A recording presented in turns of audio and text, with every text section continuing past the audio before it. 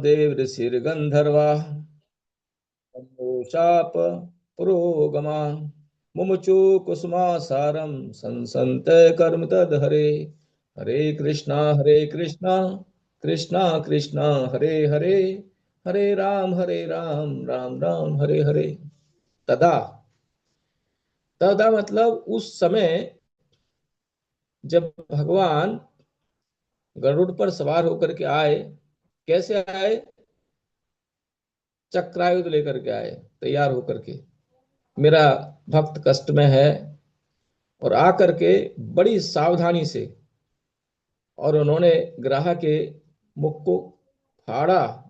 इस तरह से फाड़ा, ग्राहात विपाटित मुखात अरिणा गजेंद्रम, जिससे कि गजेंद्र को जरा सा भी हानि ना हो। और उसके पैर को निकाल करके जहां पर वो घाव हो रहा था, उस घाव को भगवान बड़े वात्सल्य के साथ सहलाने लगे। और भगवान का हाथ लगते के साथ ही, उस पर सोते के साथ ही, गजेंद्र जो है अपना जो शरीर है हाथी का, वो उसका पूरा शरीर जो है चतुर्भुज रूप धारण कर लिया। शंख चक्र गदा पद्म वाला भगवान जैसा रूप धारण कर लिया। तो जब ये ऐसा हुआ, तो एक तो चीज यह है कि भगवान बड़े दूरदर्शी हैं। उन्होंने सोचा कि अगर मैंने इसका शरीर यहाँ पड़ा रहने दिया तो लोग सोचेंगे भगवान ने क्या मदद किया उसका। तो उसका शरीर वहां नहीं पड़ा रहने दिया, उसको चतुर्भुज रूप में कन्वर्ट कर दिया। और उस समय तो वहां पर जो देवता लोग सब तमाशा देख रहे थे, वो नहीं आए थे बचाने के लिए गजेंद्र को। गजेंद्र उनको बुला भी नहीं रहा था। उनको अहंकार था, जब हमको बुलाया नहीं तो हम क्यों जाएं। फिर बाद में जब भगवान कमर कस करके आए और गजेंद्र की जब रक्षा करने लगे, तो सब डर गए। अरे ये काम भगवान कर रहे हैं आकर के, हम भी कर सकते थे इसको, हैं। तो इस तरह से सोच रहे हैं और पूरे डरे हुए हैं। तो उस समय सारे देवता देख रहे हैं।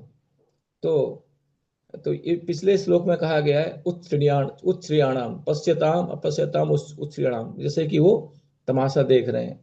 तो उन्होंने क्या किया? सर, तदा देव ऋषि गंधर्वा, तो वहां पर जो देवता थे, ऋषि थे, गंधर्व थे, वो सब देख रहे थे।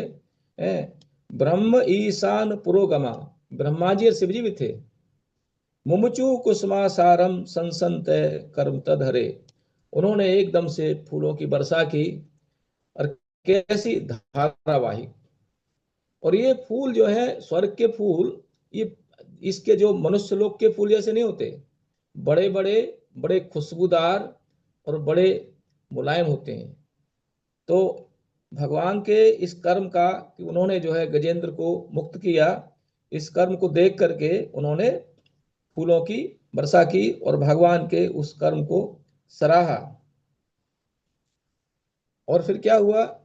नेदुर दुंदभयो दिव्या गंधर्व ननतु जगु, जो नगाड़े हैं और वाद्य यंत्र हैं स्वर्गलोकों के, वो बजने लगे। और इनका यूज किया है शब्द सुखदेव गोस्वामी, दिव्या। दिव्या का मतलब वो साधारण यंत्र नहीं है, पृथ्वी जैसे दिव्य है। और फिर गंधर्व जो है वो नाचने लगे, गाने लगे। और ऋषियस चारणा सिद्धास्तुष्टवु पुरुषोत्तम, और ऋषि जो थे और चारण जो थे, उन्होंने वैदिक मंत्रों का उच्चारण करना शुरू कर दिया।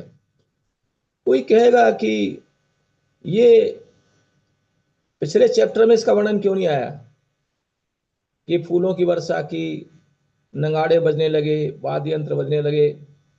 तो ऐसा बताते हैं आचार्य लोग कि जब भगवान गजेंद्र की रक्षा कर रहे थे, तो तुरंत उन्होंने ये फूलों की वर्षा नहीं की, तुरंत उन्होंने नाचना गाना शुरू नहीं किया। क्यों नहीं किया? क्योंकि देख रहे थे भगवान का वात्सल्य कैसा है, भगवान कैसे अपने भक्त की रक्षा करते हैं।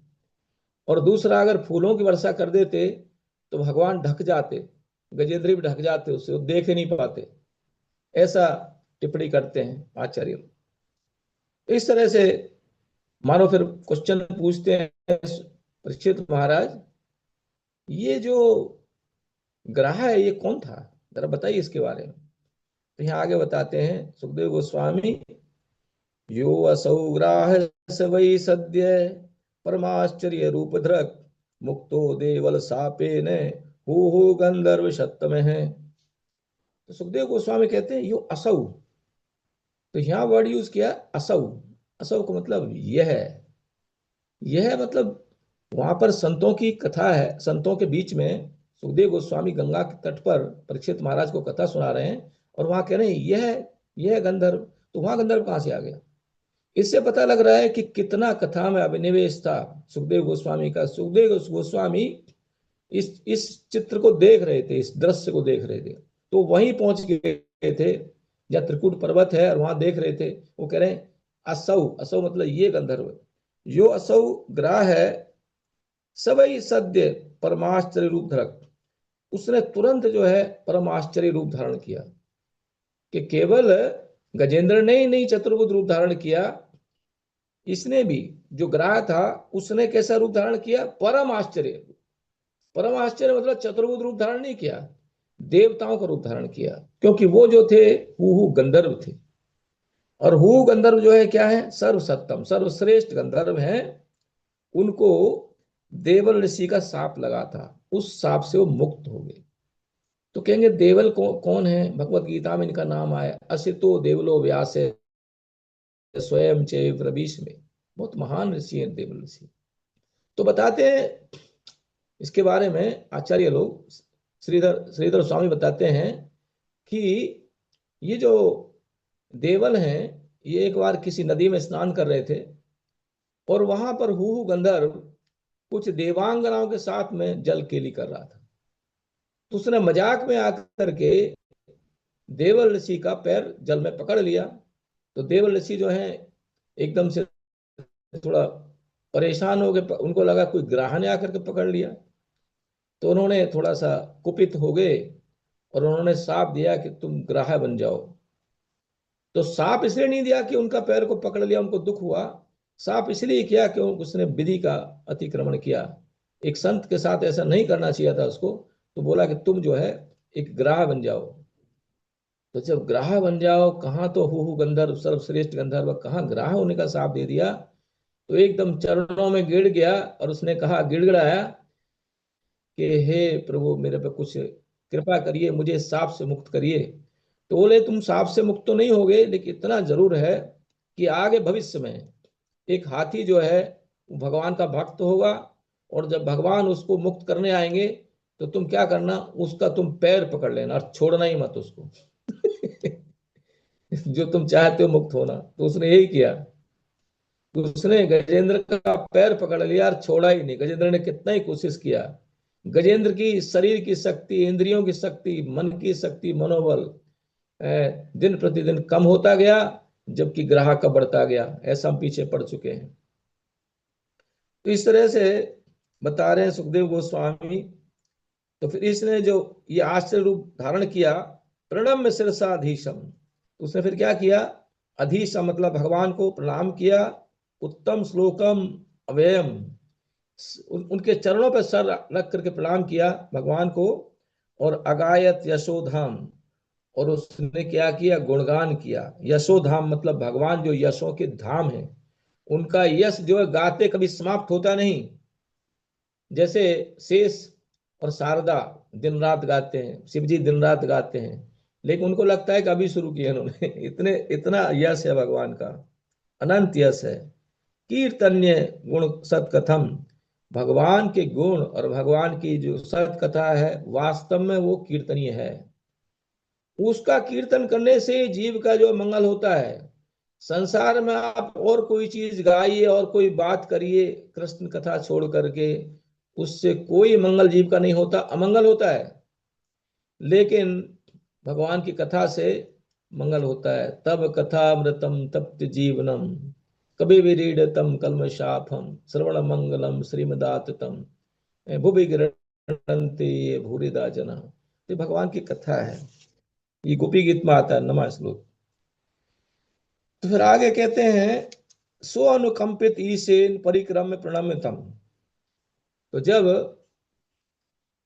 ये गंधर्व, भू गंधर्व, इसने जब परम आश्चर्य रूप धारण किया तो भगवान ने इसको अनुकंपा किया, इसको ये वर दिया कि तुम जो है अभी अपने धाम को जाओ, यानी स्वर्ग को जाओ, गंधर्व लोक को जाओ, और कुछ समय के बाद में तुम मेरे धाम आ जाओगे। तो कोई कहेगा कि भगवान ने तो गजेंद्र को तो अपना पार्षद बना लिया तुरंत, और हु गंधर्व को नहीं किया, ऐसा ऐसा क्यों किया? तो आचार्य आचार्य टिप्पणी करते हैं कि ऐसा इसलिए नहीं किया कि भगवान जो है वो बहुत दूरदृष्टि हैं। वो चाहते हैं कृष्ण भावनामृत का प्रचार प्रसार हो। इस संसार में यदि किसी को मुक्ति मिल जाए, उसको कोई वैल्यू नहीं देता है, लेकिन किसी को भगवान की भक्ति करने से धन मिल जाए या उसका शरीर का रोग से मुक्त हो जाए, कहेंगे हाँ हाँ हाँ, भक्ति में कितना बल है। तो सोच रहे थे हु गंधर्व जो है इतने दिन तक ये ग्राह रहा, अब ये मुक्त हो गया, तो अपने धाम में जा करके ये इसने जो देखा यहाँ पर गजेंद्र मुक्त को, इस कथा को जो सुनाएगा तो कृष्ण भावनामृत का प्रसार होगा, इसलिए उन्होंने सीधा उसको मुक्त नहीं किया। लोकस्य पश्यतो लोकम स्वमगान मुक्त किल विषय, और वो ऐसा परम आश्चर्य रूप धारण करके और सब लोग वहां देवताओं को देखते हुए वो अपने धाम को पूरे कलमश से मुक्त होकर के, पूरे पापों से मुक्त होकर के, और वो अपने धाम को चला गया। इस तरह से ये कथा रहा। किस तरह से जो ये ग्रहा था, ये कौन था? ये जो था हूहू नाम का गंधर्व था, जिसको देवल ऋषि ने शाप दिया था।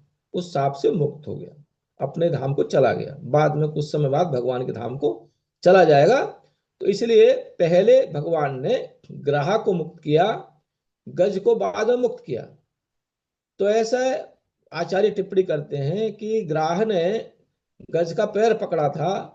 गज जो था वो भगवान का भक्त था, और ये तो हु गंधर्व तो ये कोई भक्त भी नहीं था, इसने केवल पैर पकड़ा था। और सांप लगने मात्र से देवलसी ने सांप दिया और इसने भक्त का पैर पकड़ा, ये मुक्त हो गया। तो इसी तरह से हमको भी किसी भक्त का पैर पकड़ कर रखना चाहिए। ऑफ कोर्स हमको ग्राहक की तरह नहीं पकड़ना चाहिए। हमको किसी के शरण में रहना चाहिए, तो हम भी मुक्त हो जाएंगे। और हो सकता है वो भक्त से जिसका हम चरण पकड़े उससे पहले हम मुक्त हो जाएं। गजेंद्रो भगवत स्पर्शात विमुक्तो अज्ञान बंधनात् प्राप्तो भगवतो रूपम पीतवासास चतुर्भुजे। अब सुखदेव गोस्वामी बताते हैं कि जो गजेंद्र है वो जो है भगवत स्पर्शात, भगवान के स्पर्श के कारण, विमुक्तो अज्ञान बंधनात्, वो अज्ञान के बंधन से मुक्त हो गया, यानी देहात्म बुद्धि से मुक्त हो गया। और उसको पता चल गया कि मैं जीवेर स्वरूप है कृष्ण ने नित्यदास, और उसको चतुर्भुज रूप धारण कर लिया। प्राप्तो भगवतो रूपम, पीतवासा चतुर्भुजे, तो पीले वस्त्र और चार चार भुजा वाला शरीर उसने भगवान जैसा प्राप्त किया। ओके, अब उसकी कहानी बताते हैं कि वो कौन था। ये जो गजेंद्र है कौन थे? तो बोलते हैं सैवई। सैवई पूर्वम अभूत राजा पांडयो द्रविड़ सत्तमे। तो वहां पर ग्राह को सुखदेव गोस्वामी यूज करते हैं वर्ड असौ। असौ मतलब ये, और यहां पर यूज कर रहे हैं से मतलब वह मतलब दूर की बात है। तो पहले सुखदेव गोस्वामी त्रिकुट पर्वत पर पहुंच गए और कह रहे हैं कि ये ग्राह, लेकिन अभी कह रहे हैं वो। तो इस समय जो है सुखदेव गोस्वामी का मन पहुंच गया, कहां पर पहुंच गया? उनका ध्यान पहुंच गया साउथ इंडिया में, दक्षिण भारत में। तो कहते हैं ये जो है पूर्वम अभूत राजा, ये पहले एक राजा था, पांडयो द्रविड़ सित्त में, द्रविड़ में सर्वश्रेष्ठ राजा था ये, इंद्रद्युम्न इति ख्यातो, बड़ा मतलब प्रसिद्ध राजा था, और इसका नाम था इंद्रद्युम्न। द्युम्न मतलब चमकदार, इंद्रद्युम्न इंद्र की तरह चमकीला, मतलब बहुत ही तेजवान था ये। और विष्णु व्रत परायण। क्यों ये क्यों ख्याति प्राप्त किया था?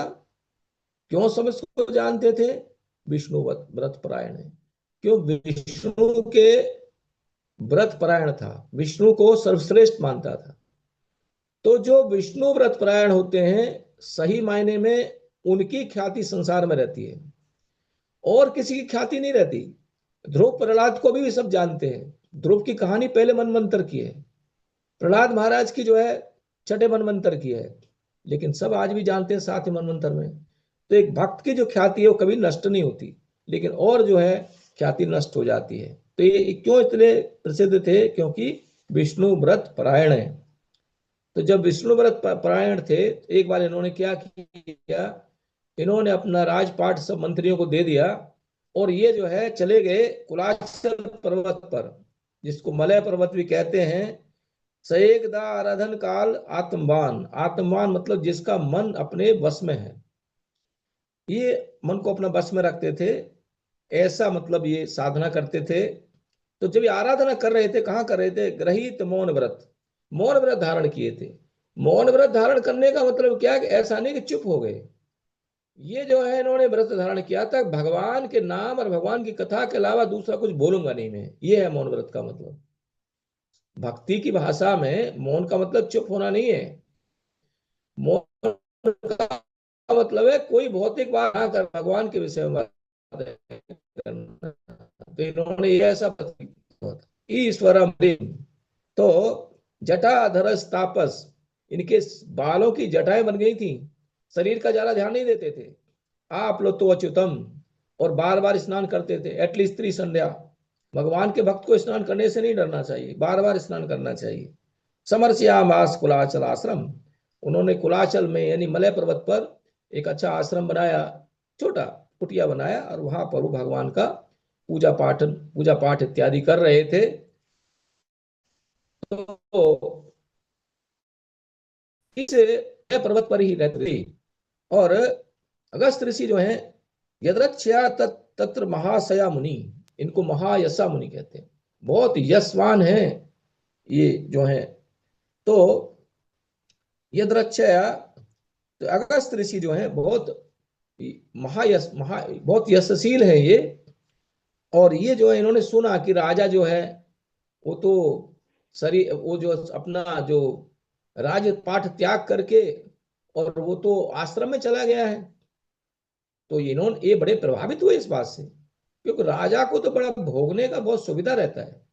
अरे उसने भोगों को छोड़ करके और योग को अपना लिया। तो इसलिए बहुत ये इससे प्रभावित हुए, और ये उसको मिलने के लिए गए कि राजा को मिलते हैं जाकर के। यदृच्छया, कोई इच्छा नहीं थी मन में कुछ राजा से मांगना हो या कुछ नहीं। यदृच्छया समागच्छ शिष्य गण परिश्रित है, अपने शिष्यों के साथ में वो राजा से मिलने गए। अब आचार्य बताते हैं कि राजा इंद्रद्युम्न थे, बड़े यशवान थे, बड़े प्रतापी राजा थे, लेकिन इनमें एक कमी थी कि ये जो है ऋषि मुनियों का सम्मान बहुत कम करते थे। और फिर वहां पर जब ये जंगल में थे, इन्होंने सोचा कि अब तो मैं राजा की सुविधा भी मेरे पास नहीं है, अब मैं यहाँ इनका आदर सम्मान कैसे करूं। तो थोड़ा ये अहंकार था। तम वीक्ष तूषणी मकृत अरणादिकम, तो उन्होंने देखा अगस्त ऋषि को, तो उन्होंने जो है उनका कोई स्वागत सत्कार नहीं किया, पानी तक के लिए भी नहीं पूछा, बैठने के लिए भी नहीं पूछा। रहसी उपासीनम, एकांत में बैठे थे, ऐसा कुछ नहीं, कोई बहुत बिजी थे। और ऋषि चुकोप है, ऋषि को क्रोध आ गया। और ये ऋषि बहुत महान है, अगस्त ऋषि, ये कथा के बड़े धनी हैं। जब हम सुनते हैं कथा अजामिल की, तो वहां पर सुखदेव गोस्वामी बताते हैं कि मैंने अजामिल की कथा इनसे सुनी थी, अगस्त ऋषि से। अगस्त ऋषि ने अपना जो डीटी है उसके चरण पकड़ के बार बार कहा कि ये बिल्कुल सत्य कथा है। तो ये कथा के बड़े धनी हैं। शिवजी भी इनसे कथा सुनने के लिए आते हैं। जैसे मैंने पढ़ा है रामचरितमानस में, एक बार त्रेता जुग माही, शंभु गए कुंभज ऋषि पाही, संग सती जग जनी जननी भवानी, पूजे ऋषि अखिलेश्वर जानी। यानी सती को लेकर के साथ में शिव जी कैलाश से और कुलाचल पर्वत पर अगस्त ऋषि से कथा सुनने के लिए गए। तो ये कथा के बड़े धनी हैं, तो ये महान ऋषि हैं, इनको क्रोध आ गया। तो फिर क्या किया इन्होंने, तस्मै इमं सापम अदात साधु अयम दुरात्मा कृत अकृत बुद्धि अद्य। तो उन्होंने इसलिए ये साप दे दिया कि ये दुरात्मा है। अकृत बुद्धि मतलब इसकी बुद्धि जो है, इसको कोई प्रशिक्षण नहीं मिला है, ये जो है ठीक आचरण को नहीं जानता है, सदाचार नहीं जानता है, दुरात्मा है। विप्रामंता, ये ब्राह्मण अपमान करने वाला है। विस्ताम तमिश्रम, ये जो है अंधकार में प्रवेश करे, मतलब इसको अज्ञान में प्रवेश करे। अज्ञान मतलब पशु योनि। यथा गजय स्तब्धमति से, जैसे गज जो होता है हाथी स्तब्धमति होता है, तो ये इस तरह से एक अंधकार की योनि में चला, अज्ञान की योनि में प्रवेश करे। यानी इसको हाथी बनने का शाप दे दिया। अब शाप दे दिया तो सुखदेव गोस्वामी आगे क्या कहते हैं कि शाप दे करके वो तो चले गए। एवं शप्त्वा गतो अगस्त्यो भगवान नृप सानुगे है। हे नृप, परीक्षित महाराज, तुमको भी सांप लगा था। ये कह रहे हैं तुमको भी सांप लगा है ब्राह्मण ब्राह्मण पुत्र का। तो ब्राह्मण सांप देते ही रहते हैं। इस तरह से अगस्त ऋषि भी सांप दे करके चले गए, और भगवान, उनको भगवान शब्द यूज करते हैं। सान हो गया मतलब अपने शिष्यों के साथ चले गए। सुखदेव गोस्वामी इनको भगवान शब्द क्यों यूज कर रहे हैं, क्योंकि इन्होंने जो शाप दिया, ये इंद्रद्युम्न राजा को कृपा करके करुणावश शाप दिया कि ये जो इंद्रद्युम्न राजा है भले ही भक्ति कर रहा है, लेकिन ये अपराध कर रहा है। इस तरह से अपराध करता रहेगा तो बहुत जन्म लग जाएंगे इसको मुक्त होने में। उन्होंने कृपा करके उसको हाथी का योनि दे दिया, पशु योनि। पशु योनि में तो कोई पाप होता ही नहीं है, कि कोई पाप नहीं करेगा, एक जन्म में मुक्त हो जाएगा। एक तरह से उसको एक वरदान था, इस अभिशाप नहीं था। ऋषि कभी किसी को बुराई नहीं करते, तो उन्होंने शाप भी दिया तो अच्छे के लिए दिया। तो इसलिए यहाँ पर भगवान शब्द यूज किया है। इंद्रदुम्नो अपनी राजऋषि दिष्टम। अब इंद्रदुम्न ने क्या किया, वो जो है भाग्य से राजऋषि थे, बहुत बड़े राजा थे, हैं। तद उपधार्यन, उसको उन्होंने स्वीकार किया, उसका प्रतिकार नहीं किया। प्रतिकार कर सकते थे, शक्तिशाली थे ये भी। जैसे एक बार मैं महाराज से सुन रहा था कि सीता जी के पिताजी जनक महाराज, उनके गुरु थे वशिष्ठ। उनसे उन्होंने कहा कि आप एक यज्ञ करिए हमारे लिए।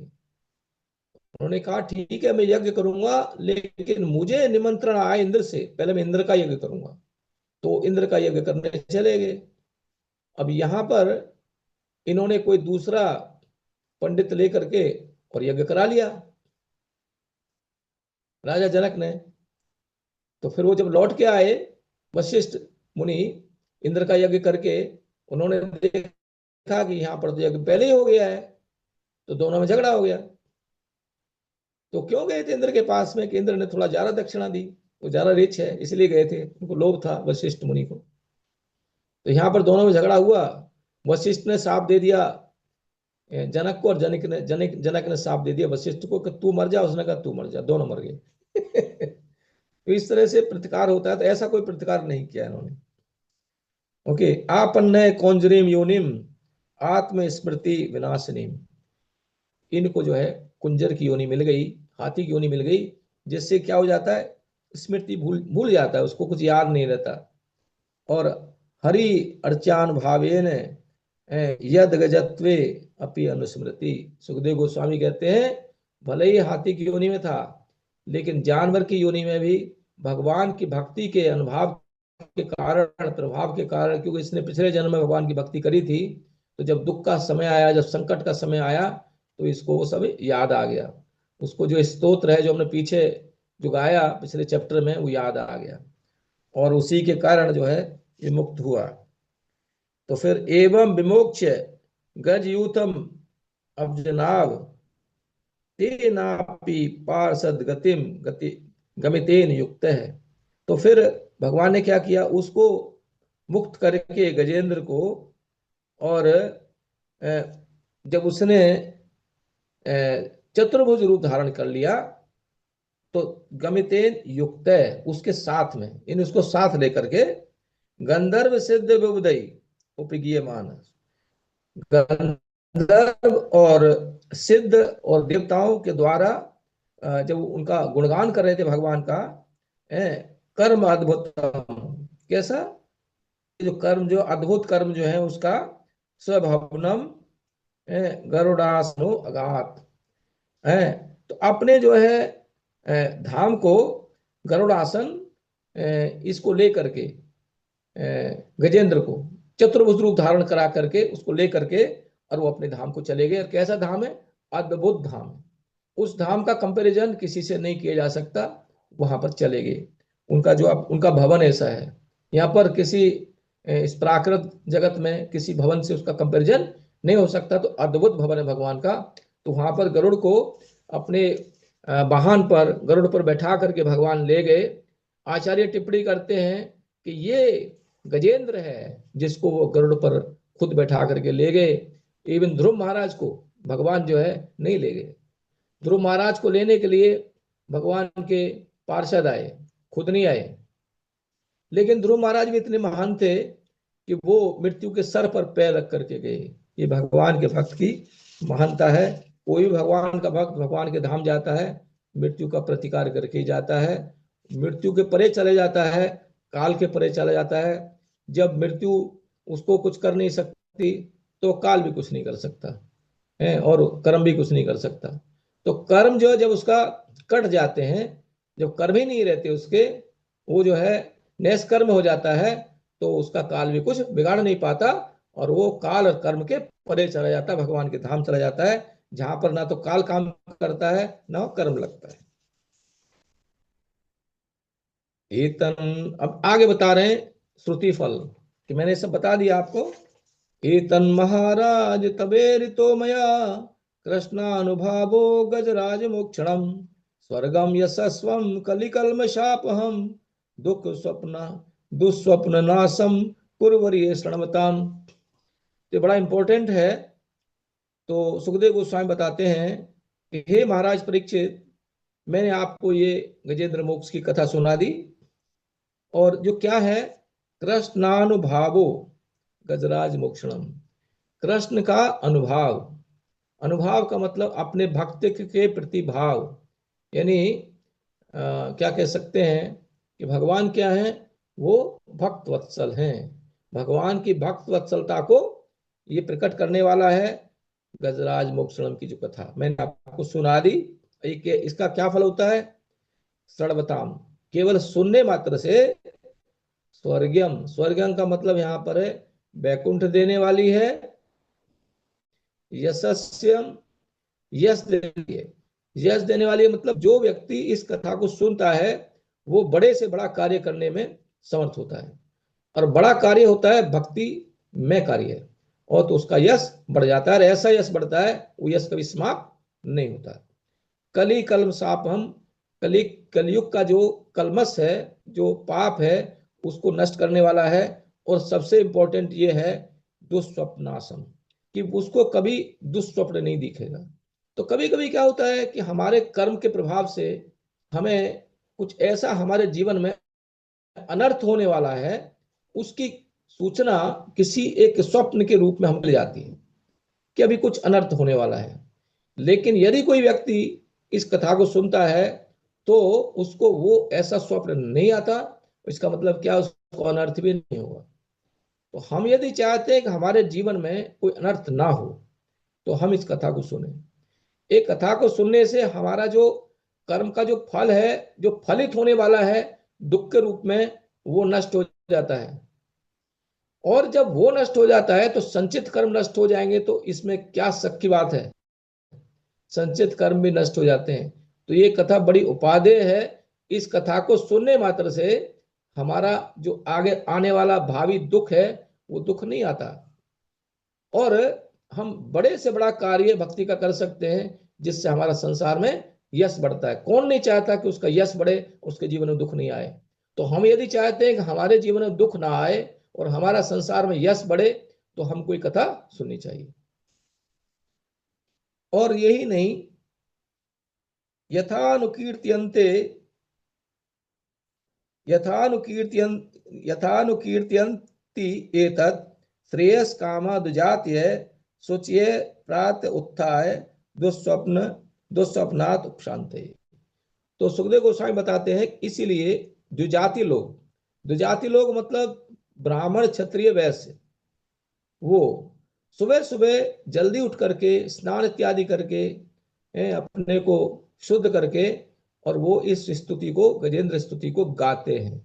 और इसके गाने मात्र से क्या होता है कि उसको कभी जीवन में कष्ट नहीं आता। तो हम इसको करके देखें, हम सुबह सुबह रोज उठ करके, इसमें कितना लगेगा, 2 मिनट लगता है, 2-3 मिनट, इसको हम गाएं और हम देखें कि हमारे जीवन में कोई कष्ट आता है क्या? हमारे जीवन में कोई कष्ट नहीं आएगा। तो ये बड़ी अच्छी दवाई है। तो कोई कहता है कि ये बात सही है क्या, प्रमाण क्या है इस बात का? तो कहते हैं सुखदेव गोस्वामी, इदम आय हरि प्रीतो गजेंद्रम कुरुषोत्तम। अरे ये बात भगवान ने खुद कही थी गजेंद्र से, हे कुरुषोत्तम शरणबताम सर्वभूतानाम सर्वभूतमयो विभु। जब सारे देवता वहां पर सुन रहे थे तो उनका मन भगवान में पूरी तरह से लगा हुआ था और भगवान ने ये बात कही थी। तो भगवान ने जब गजेंद्र को मुक्त किया तो वहीं पर त्रिकूट पर्वत पर उस सरोवर के पास में ही भगवान ने प्रवचन किया था। और वो प्रवचन को एज सच वो यहाँ पर सुखदेव गोस्वामी बता रहे हैं। तो क्या करें, श्री भगवान उवाच, ये माम त्वाम चे सरसश्चेदम गिरी कंदर काननम, कि जो मुझे, तुमको और इस सरोवर को और इस त्रिकूट पर्वत को, इसकी कंदराओं को और इस जंगल को, वेत्र कीचक वेणु नाम, और यहाँ पर जो भी वेत्र हैं और बांस हैं या गुलमानी मतलब जो लताएं हैं, सुरपादपान मतलब वहां पर जो कल्प वृक्ष हैं, इनको जो ध्यान करता है वो सारे कलमश से मुक्त हो जाता है।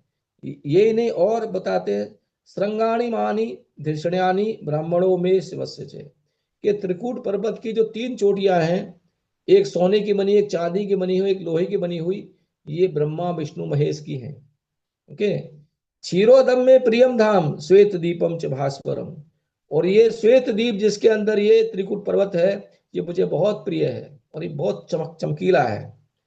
और इनको इनको जो ध्यान करता है वो कलमश से मुक्त हो जाता है। और बताते हैं, श्रीवत्स, मेरी जो लेफ्ट साइड में जो सुनहरे रंग की एक रोमावली है, उसको श्रीवत्सम कौस्तुभ मणि रहती उनके गले में, उसको कौस्तुभम मालाम गदाम, कौमुद की गदा को, मेरी सुदर्शन चक्र को, पांचजन्य मेरे शंख को, सुपर्णम पतगेश्वरम, और ये जो गरुड़ जी हैं इनको, शेषम चे मत कलाम, मेरी जो कला है शेषनाग उसको, सूक्ष्मम श्रियम देवी मदाश्रम, और मेरे जो आश्रम प्राप्त है लक्ष्मी जी उनका, या ब्रह्मा का, नारद का, ओके, नारद ऋषि का, भव मतलब शिव जी का, और प्रहलाद का।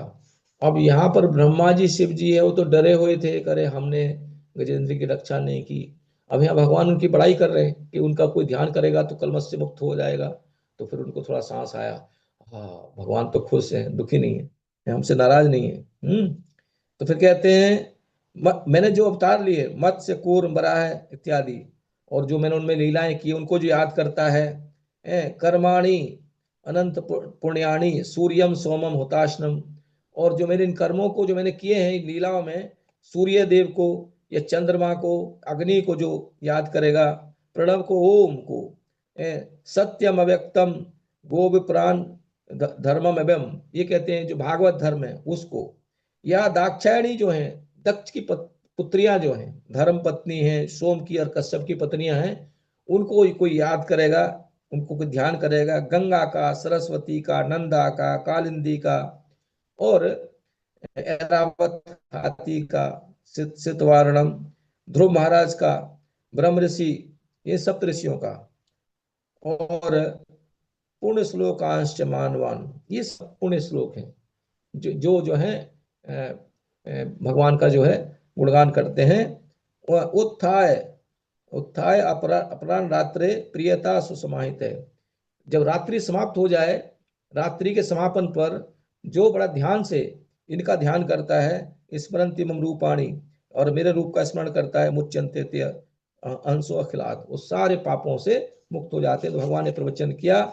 उसके बाद में फिर कहते हैं, ये माम उस्तवंती अनेनंग प्रतिबुद्ध निशांतये तेसाम प्राणात्यये चाहम ददामि विपुलाम गतिम, कि जो इस तरह से सुबह सुबह उठ करके मेरी इसको स्तोत्र को जगाता है, जो मुझे स्मरण करता है, मैं उसको मृत्यु के समय जब उसका शरीर छोड़ेगा, उसको मैं विमल मति देता हूँ, उसको मैं अपने धाम दे देता हूँ। और श्री सुखदेव गोस्वामी कहते हैं, श्री सुखवाच इत्यादि ऋषिकेश प्रादमाय जलोत्तमम, इस तरह से या उपदेश दे करके उन्होंने अपने शंख को, पांचजन सुख शंख को बजाया।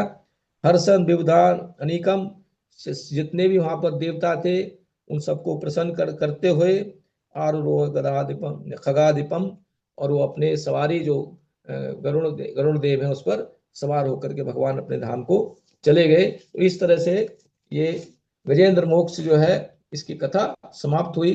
तो हमारे 8वें स्कंद के 4 चैप्टर समाप्त हो गए। और किसी का कोई प्रश्न है तो पूछ सकते हैं। हरे कृष्णा। हरि बोल, जय जय।